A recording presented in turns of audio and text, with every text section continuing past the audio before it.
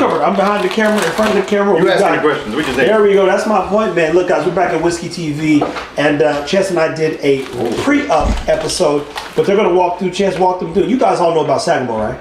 They do now. Oh, you guys didn't? Well, I have my share of Sagamore at home. Eric, you got to get in there, otherwise they're gonna see your half body. But there we go. Scoot that shit back, cause I'm wireframe, man. No, we got you in there.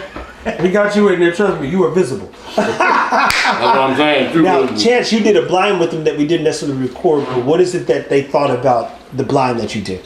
So they were all over the map. They had differing opinions. No one got it right. Well, What's the right answer? we did like the oldest, the You best. did like the oldest, the best, but you thought it was the 9. I was a year off. Yeah. So Day late and dollar short. and also we talked about proof and how flavor in the back of your mouth with like spice and clove, you can kind of mistake that for proof sometimes, whether it being in the chest, because this one's 114 and this one's 110. So that you can tell this one may taste hotter, but this one feels hotter. So that was kind of the thing that we were talking about earlier. And what's weird though too is also a 110 could drink hotter than a 114, or say a 130.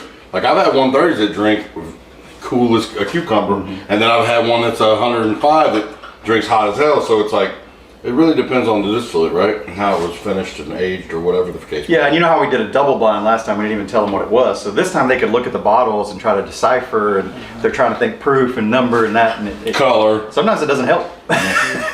You know, so. And who owns Sagamore and who makes it? They're their own company. Yeah, privately owned. 2 gentlemen own it, and it's up in Maryland. And their big thing is they want to bring back Maryland style rye, which I guess is a 52% sweet rye. And rye started in Pennsylvania, so it's a neighboring state. Yeah. It's very close. Oh, Yeah, easy to grow rye I didn't there. know that. Yeah, rye whiskey, it was started in Pennsylvania. Interesting. So what did you and Eric yourself, you and Jimmy, what did you guys like about these particular pours? Well, I've had quite a bit of Sagamore before. I don't know if I know I own this one for sure. Double Oak, that's one of their good ones. I'm trying to think of, I got a single barrel, and their single barrel, which they have labeled barrel proof on it, I think was only like, that one was only like 112. Okay. So it's not, for whatever reason, it's not high proof. I don't know that they proofed it down. But these to me are what I would consider very approachable ryes. Oh yeah, bourbon drinker rye. Bourbon drinker ryes, Yeah. or those people that think, geez, I don't like ryes, maybe I had a bad experience with a rye.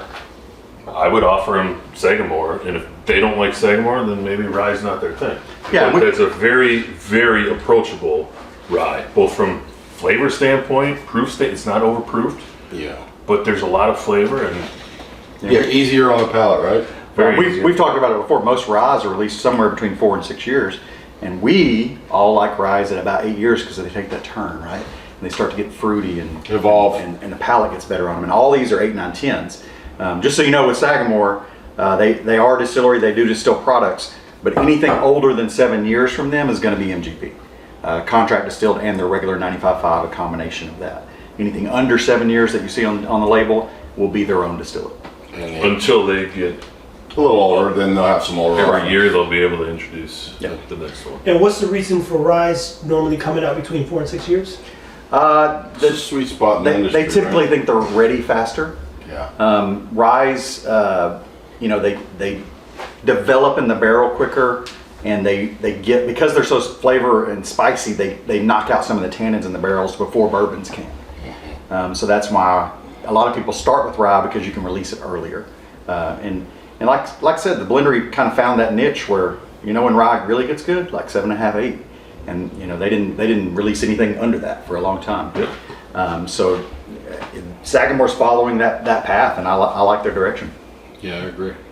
Interesting. And with them getting started, They had to. it was all rise. They're just getting to that point where they, I guess, are gonna Thinking about bourbon, but haven't yet. So everything they do is rise. Mm-hmm. So they're very focused on rise, very intentional on rise, and I think it shows. And do we know what Sagamore means? I don't think I asked enough about what these Knob Creeks and carrying on. What does this name then mean? I know what Jim and Jack is. I don't know. I want to say Sagamore has to do with the area, but let's look it up. Yeah. I mean, I know there's like a still house close to theirs where they get limestone filtered water, and they cut with that water. They cut the whiskey with that water. But I don't know if that's called Sagamore or not. But it may have something to do with the Baltimore, Maryland area.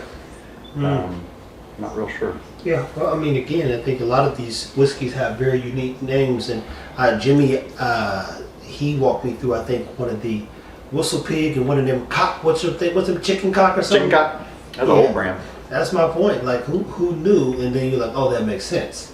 So a lot of these brands have, like you think, hey, what is a wild turkey? So Sagamore is a chief of a native tribe. Also, is this Northeastern North America is the region where the Indian tribe was, and they called their chief Sagamore. This is So is this a Native American owned brand? 45 years. I don't think they're American. I don't think they're probably white It people. would be 5.5, 6. No, seriously, I don't know who owns it. And maybe we'll ask those guys. I mean, we were noticing how these kind of look like the flags for a jockey, and diamonds are everywhere with this thing. So Yeah, obviously, even the shape of it. obviously diamonds mean something. Yeah, I mean, it could have something to do with horses. If you take the time to burn the inside of your cork, it's got to mean something. And what's the year? 1909. Yeah, so there might be, maybe they revitalized this old label. Who knows?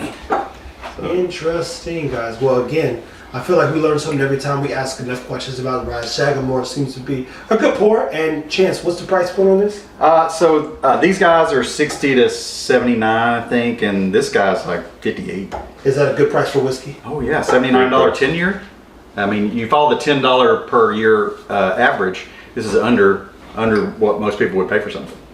All right, so here we go. Sagamore whiskey is named after Sagamore Farms in Maryland, a historic horse racing farm where the brand draws to limestone filtered water. The term Sagamore itself is derived from the Native American tribe. So we were all right. Yeah, and just guessing this shit. Yeah. So it has to do with horses and horse farm and Limestone water. all the things that are real prevalent with Kentucky as well. And great bottle shape. They nest together real nice. Yeah. Stack on the shelf so you can Stay buy on more. the shelf so you can buy more. Now, That in itself is pretty pretty smart. legit. That is interesting, guys. Well, good. Look, this was fun, man. You guys did a good job. Hey, I think we've done this long enough now. yeah, there's no wasted space in there. That's Perfect, yeah. interesting, man. That is cool, isn't it, man? Legit. We might have to get out there one day, huh? I mean, you want to go to Maryland? Let's go. What's Go up? eat some blue crab, Oh, Oh yeah. yeah, blue crab. and some crab cakes from Chesapeake Bay. Probably got some chowder. They got some good seafood in Maryland, Baltimore area.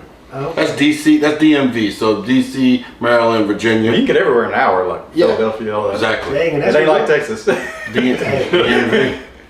Man, well, guys, An come hour, on, you'd be at whiskey, the man. wonder. Thank you guys for breaking No this doubt. Sagamore down. Sounds like this is a bottle you should add to your collection. Until next time. Keep it Yeah. right. Right.